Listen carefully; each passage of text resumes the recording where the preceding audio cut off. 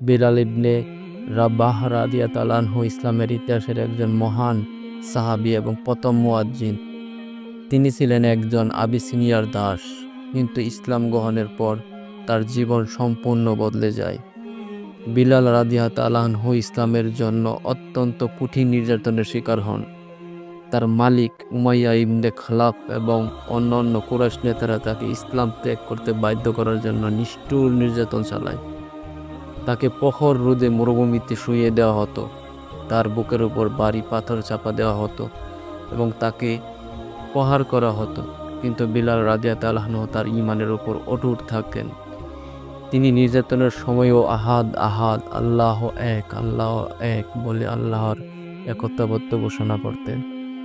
তার এই অধর্ম সাহস ও ঈমান দেখে কুরাইশ হতবাক হয়ে যেত। শেষ পর্যন্ত আবু বকর রাদিয়াল্লাহু আনহু তাকে ক্রয় করে মুক্ত করে দেন। বিলাল রাদিয়াল্লাহু আনহু পরবর্তীতে নবীজি সাল্লাল্লাহু আলাইহি সাল্লামের প্রিয় মুয়াজ্জিন হিসেবে দায়িত্ব পালন করেন এবং ইসলামের ইতিহাসে চিরস্মরণীয় হয়ে থাকে। তার জীবন আমাদেরকে ঈমানের শক্তি ও ধৈর্যের শিক্ষা দেয়।